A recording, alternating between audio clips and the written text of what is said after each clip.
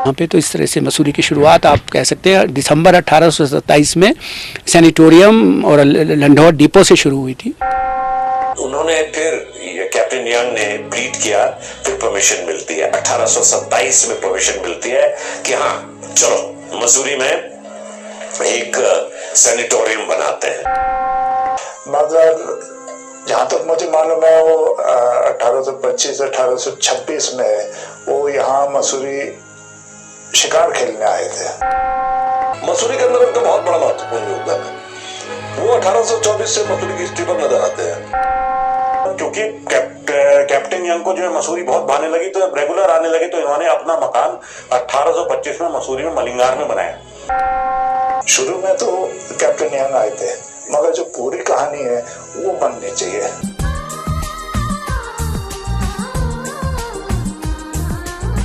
आके बसे captain young जहां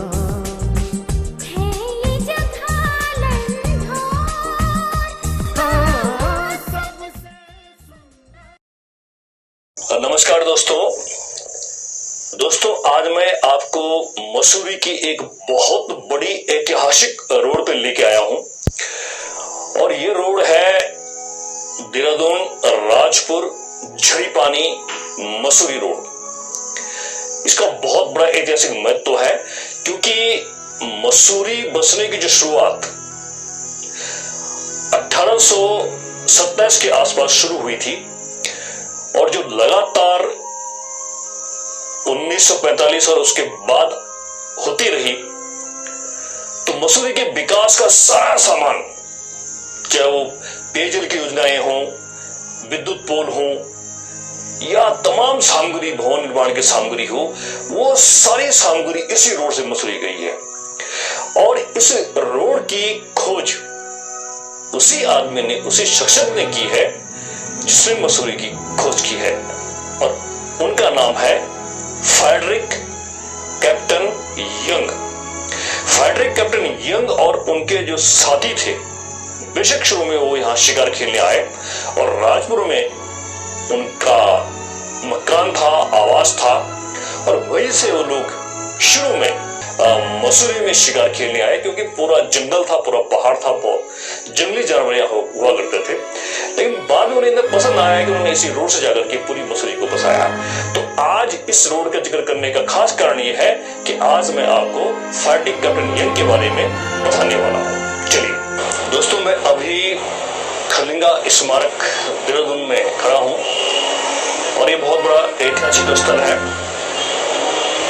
गोरखाओं से युद्ध में 1814 को जो अंग्रेजी फौज के जनरल थे गिलस्पी, 31 अक्टूबर 1814 को इसी स्थल पर उनकी मृत्यु हुई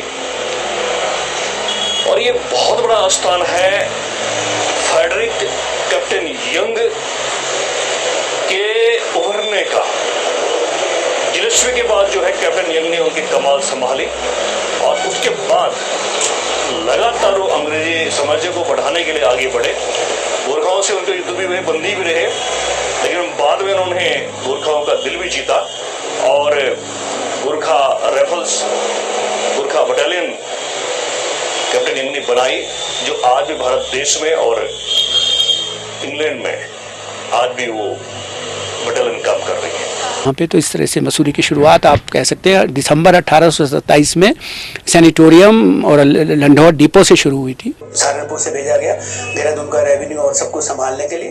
तो उस दौरान ये मसूरी आया करते थे शिकार करने के लिए। बेसिकली वो शिकार करने आते थे, लेकिन जब वो यहाँ आए तो उनको यहाँ की जो क्लाइमेट है, यहाँ का जो जलवायु, वो बिल्कुल ऐसा लगा कि जैसे उनको फ्रांस में है या आयरलैंड में है या इंग्लैंड में है। तो उन्होंने सोचा कि क्यों ना यहाँ पे हम एक सैनिटोरियम की स्थापना करें। धीरे धीरे यहाँ पे एक सबसे पहले सैनिटोरियम बनाया गया लाल टिब्बा में, जहाँ पे आज आप देखते हैं आप ITM की बिल्डिंग है, वहीं पे मिलिट्री सैनिटोरियम बनाया गया। बाद में वो ब्रिटिश मिलिट्री हॉस्पिटल हुआ। आपको जानकारी पहले अच्छा लगेगा कि मसूरी एक ऐसा शहर था जो सबसे पहले अंग्रेजों द्वारा बसाया गया। मसूरी हिल स्टेशन सारे, अल्मोड़ा हुआ, शिमला हुआ, दार्जिलिंग हुआ, नैनीताल हुआ, ये सब बाद में बने। कैप्टन यंग बाद में हुए, पहले तो सिपाही लगे और जावा में लड़े, एलएसपी के अंडर। फिर जब कैप्टन यांग देहरादून आए और देहरादून में वो जो नालापानी का बैटल है वो बहुत फेमस है, हिस्टोरिकल बैटल है, उसके बारे में बहुत लिखा जा चुका है। मैं उससे आगे चलता हूँ। कैप्टन यांग और शोर शायद शिकार खेलने मसूरी आते थे और कैप्टन यांग ने यहाँ मलिंगार में अपना एक झोपड़ी सी बना दी, हाँ, जहाँ शिकार का जो रात को काटने के लिए, और शोर ने चूज किया ज़फरॉल। करीब करीब बराबर दोनों एक टाइम के हैं। उन्होंने फिर ये कैप्टन यांग ने ब्रीड किया, फिर परमिशन मिलती है 1827 में परमिशन मिलती है कि हाँ चलो मसूरी में एक सैनिटोरियम बनाते हैं। सैनिटोरियम बनने के लिए उन्होंने लिया ये लैंडोर, जो अब आज लैंडोर कंटोनमेंट है, वहां अभी भी उसका नाम है BR2 बैरक 2। हाँ, हम जब चिट्ठियां लिखते हैं उन्हें कैंट वाले तो उनको यही लिखते हैं कि भाई BR सुपरिटेंडेंट BR2, हाँ बैरक 2 में। और उसके बाद वो है उनका BMH ब्रिटिश मिलिट्री हॉस्पिटल, आज भी रिकॉर्ड में उसका नाम BMH है जो बिल्डिंग है। और तो 1827 में वो एप्लीकेशन उनको नवंबर में काम शुरू किया। देखेंगे वो ITM के नीचे आज भी वो बैरिक्स हैं बचे हुए थोड़ा बहुत। एंड दैट ये है बिगिनिंग कैप्टन यांग की। फिर मलिंगार का रिकॉर्ड है, बाद में उन्होंने 1828 के बाद ही बिगैन हिज यहाँ घर बनाया। उसके काफी रिकॉर्ड्स हैं, वो कॉमन नॉलेज है कि ज़फरॉल और यहाँ दोनों में बराबर एक ही टाइम का है। और यांग काफी टाइम तक रहा, 40 साल इंडिया रहा और बुढ़ापे में गया वो वापस आए।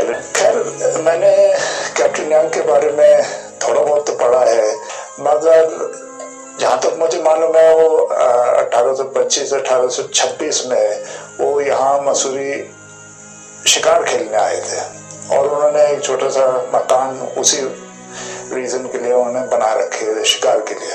इतना मैंने पढ़ा है कि कैप्टन यांग यहाँ मतलब गोल्डा वॉर्स के बाद आए थे। नहीं, कैप्टन यांग ब्रिटिश नहीं थे, वो आयरिश थे। और ये बहुत ही इम्पोर्टेंट बात है क्योंकि खैर वो ब्रिटिश के फौज में, ईस्ट इंडिया कंपनी के फौज में वो थे, मगर आखिर में एक तरह से आयरिश ब्रिटिश के खिलाफ भी थे।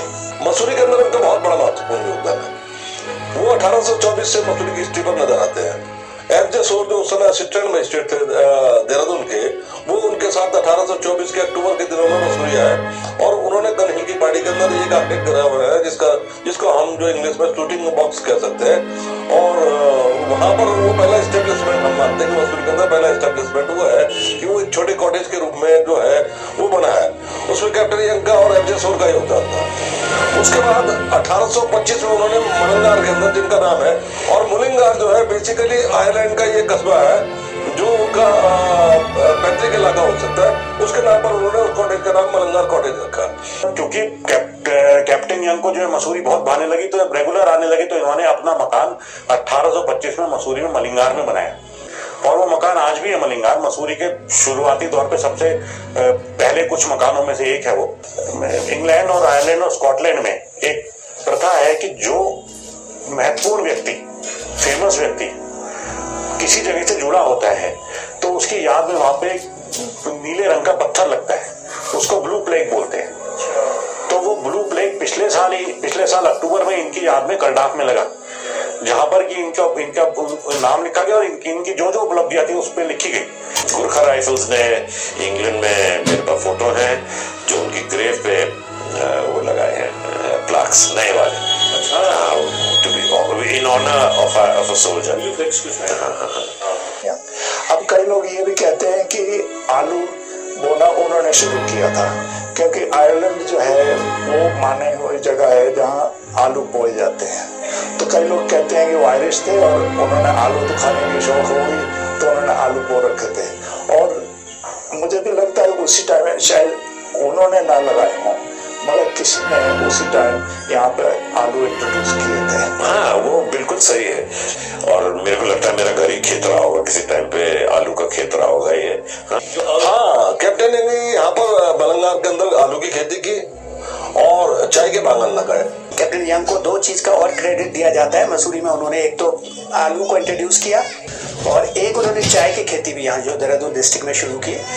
आज मसूरी का नाम यूरोप में घूमेगा, लेकिन मसूरी में जहाँ उसका कार्य क्षेत्र है वहाँ लोग बहुत ही 0.1% लोग उससे जानकारी है। देहरादून में तो देहरादून कैंटोनमेंट में उसके नाम की एक यंग रोड है, लेकिन मसूरी में कुछ भी नहीं है। चाहे उसके नाम का कोई रोड का नाम होना चाहिए, कोई पार्क का नाम होना चाहिए, कोई प्लेइंग फील्ड का नाम हो, और म्यूजियम तो हो ही।